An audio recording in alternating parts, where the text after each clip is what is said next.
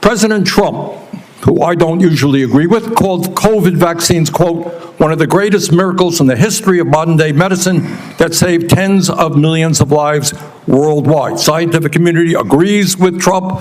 Lancet study found that it prevented almost 20 million deaths during their first year of use. Secretary Kennedy, are President Trump and the medical community right, or do you still believe that the COVID vaccine was, quote, the deadliest vaccine ever made? No, first of all, I didn't say that. I said that in terms of affairs reports a while ago. I said today, I think that President Trump should get the Nobel Prize. So who's right? Is Trump in the medical community right, or are you right?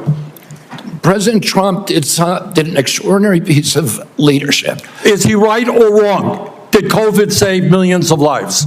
As I said, he got Americans back to work. At that time, that particular vaccine was perfectly matched to the virus that was circulating then.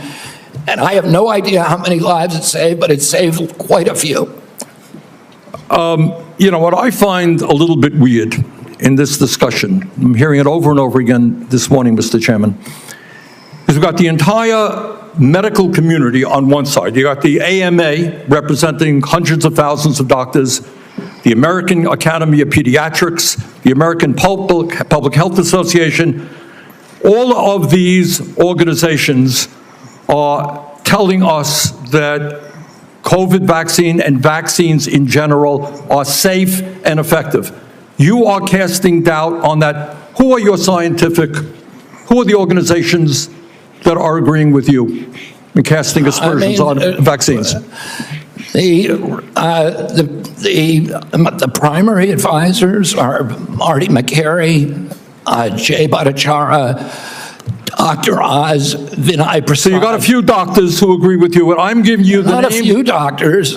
What you're talking about is there's a big difference, Senator, between established science and the scientific establishment, which has been co-opted by the pharmaceutical industry. So you're telling the American people that the American Medical Association, representing hundreds of thousands of people, have been co-opted and that they should not trust their doctors. And I'm the American Academy of Pediatrics, and by the way, just for the record, every single Republican, I don't mean to be political here, Mr. Chairman, has received PAC money from the pharmaceutical industry. Are they all corrupt as well? And I'm telling you, the American Heart Association has been co-opted by the food Everybody industry. but you, Senator. But you know what? When you ran for president, you know, we have a corrupt campaign finance system. Maybe you will agree with me on that.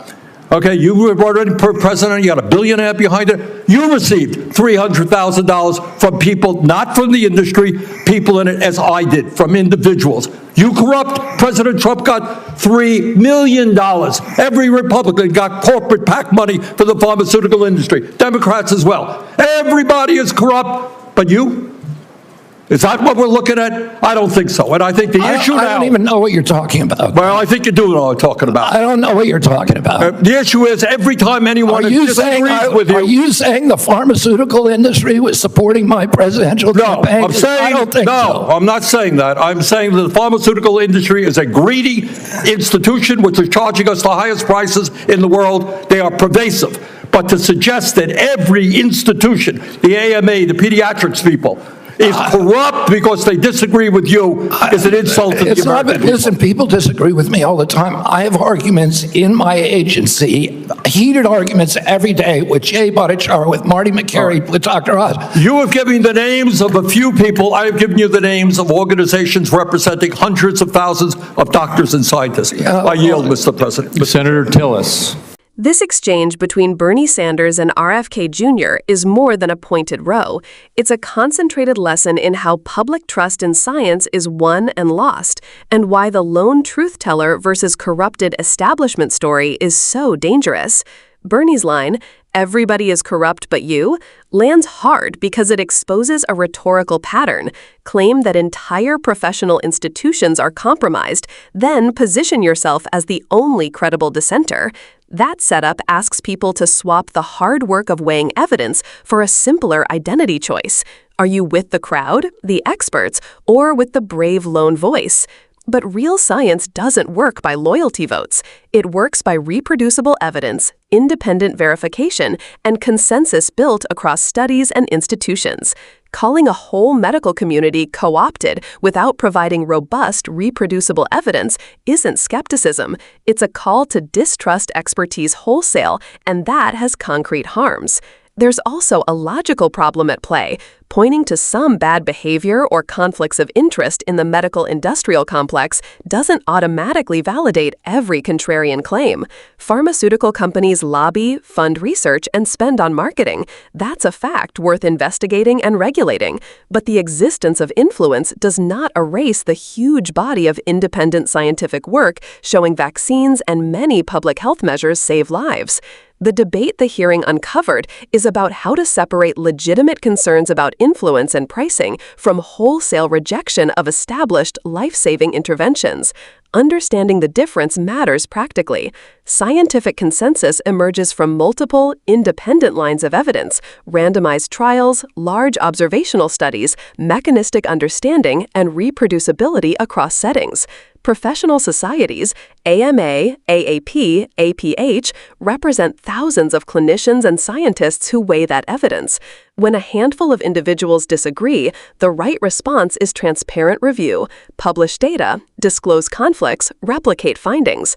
The dangerous response is to amplify a few contrarian voices as if they overturn the entire edifice of evidence, because that erodes public confidence and changes behavior. Fewer vaccinations, fewer clinical trial recruits, delayed treatments, and those are measurable immediate harms. Bernie also implicitly forces us to reckon with the political economy.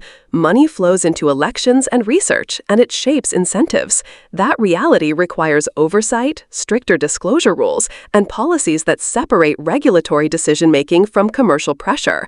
But tackling pharma influence is a governance problem. It's not solved by throwing out expertise or trusting a personality-driven critique in its place.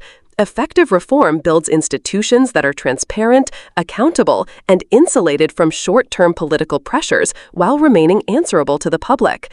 For everyday viewers trying to sort through this, here are practical principles to evaluate competing claims. Look for consensus across multiple independent organizations and peer-reviewed studies. Check whether disputing researchers have data in the public record that others can evaluate. Examine conflict of interest and funding disclosures, and prefer analyses that are replicated or meta-analyzed rather than single, isolated reports. Ask whether a claim explains away contrary evidence or whether it integrates it and shows how the new interpretation better fits all the data. Finally, consider the human costs that Murray, Sanders, and others keep pointing to. Lowered vaccination coverage leads to outbreaks of preventable diseases. Slashed research funding means delayed therapies and fewer clinical trials. And public confusion weakens the social compact needed for effective pandemic response. Those aren't abstract talking points. They are measurable outcomes that affect real people's lives. If you want to act beyond watching, 3 things make a difference.